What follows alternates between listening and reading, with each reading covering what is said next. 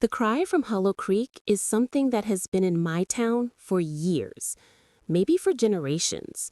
It's supposed to be the sound of a woman who lost something in the woods behind the old cremation ground. The night had a strange stillness about it, the kind that made even the trees hold their breath. Hollow Creek, Pennsylvania, was the sort of town where nothing ever really happened, at least not in daylight. After dark, people locked their doors early, pretending not to hear the sounds that sometimes drifted through the woods near the old cremation ground. Everyone in town knew the stories: the flickering lights by the riverbank, the wailing of a woman who cried for something or someone long gone. But like every story meant to scare, the young never believed it. Ethan Cole didn't believe in ghosts. He was 18, stubborn, and hungry for adrenaline. On that fog-heavy Friday night, he sat on the front seat of Kyle's rusted pickup truck, parked at the edge of the forest road that led towards the cremation grounds. Maria sat in the back, arms crossed, eyes darting nervously between the dark trees. Kyle leaned forward with his usual mischievous grin, the kind that always got them into trouble. "You're not going to back out, are you? You talk like you're fearless. Prove it. 1 hour inside the Hollow Creek cremation house. That's all." Ethan smirked. "An hour in an old building? Please. You owe me $20 when I come out alive." Maria looked pale. "It's not just a story, Ethan," she whispered. "My grandma said her brother disappeared there in the 60s. They heard crying that night, like a woman sobbing for something, and then thunder."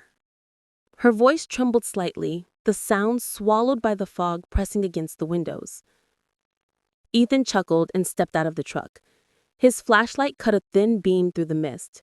He said, "Thunder doesn't scare me. Ghost stories are just that, stories."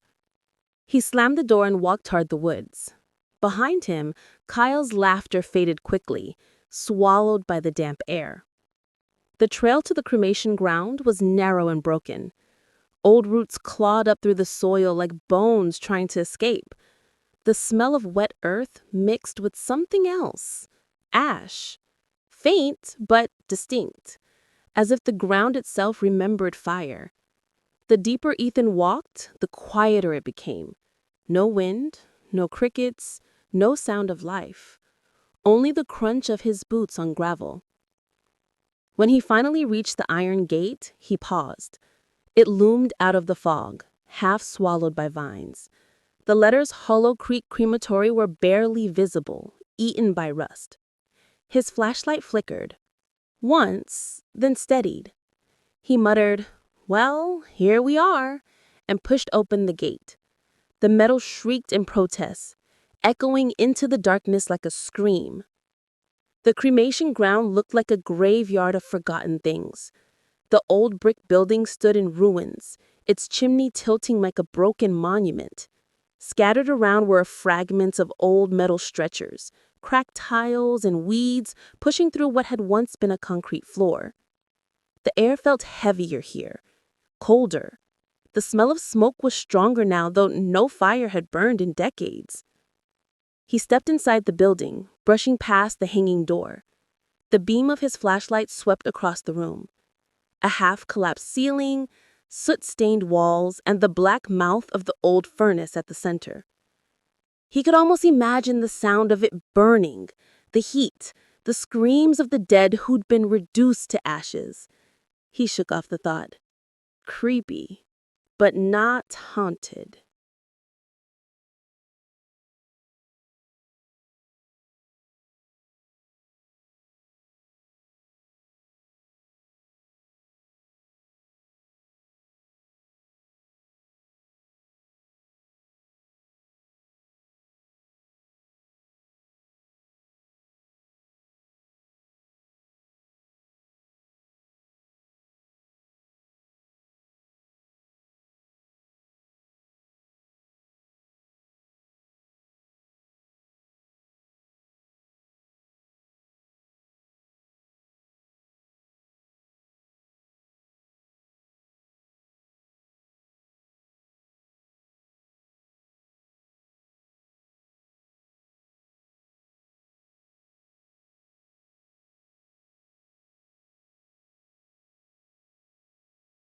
Then he heard it.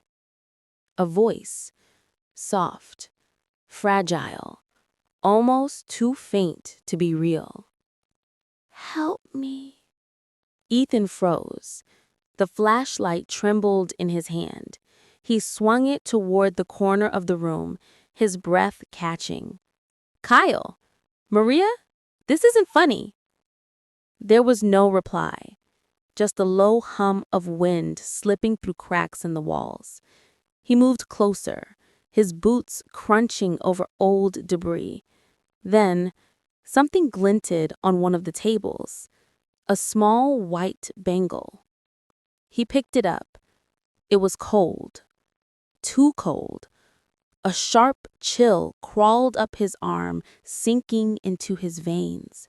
The moment his fingers closed around it, the light flickered violently and died. He cursed under his breath, tapping the flashlight until it blinked back on. That's when he saw her. She stood in the far corner, her figure faint in the dim light. A woman, barefoot, her dress white but stained with soot and ash. Her hair hung over her face, long and tangled, dripping like something had soaked it moments ago. When she moved, it wasn't like walking. It was as if the air carried her forward. Her voice was a whisper, raw and broken. "Give it back." Ethan's heart pounded. "What? Who are you?" She raised her head. Half of her face was burnt, skin melted and blackened, the other half pale and ghostly white. Her eyes, empty, hollow, glowed faintly in the dark. "My child burned here," she said, her tone trembling with grief. "They took her bracelet. Give it back." Ethan dropped the bangle. It clattered to the floor and rolled toward her. The woman let out a scream so shrill it felt like glass shattering inside his head. He stumbled backward, covering his ears, then bolted for the door. He didn't dare look back. Behind him, the scream turned into sobbing, soft and distant, echoing through the ruins. When he reached the gate, he was gasping for air. The fog had grown thicker, swallowing everything beyond a few feet. He ran until his lungs burned, until his legs gave out, until the outline of the pickup truck came into view again. But something was wrong. The truck was there, but it was old, older than before.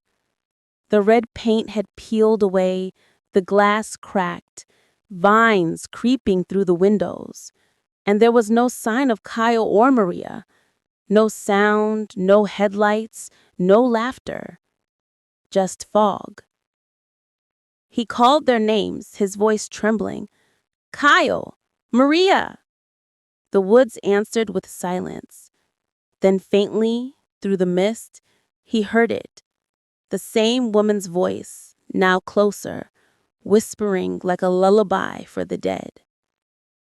"Why didn't you save her?" He turned around slowly, heart thudding in his chest, and standing just beyond the fog, barely visible but unmistakably there, was the woman in white,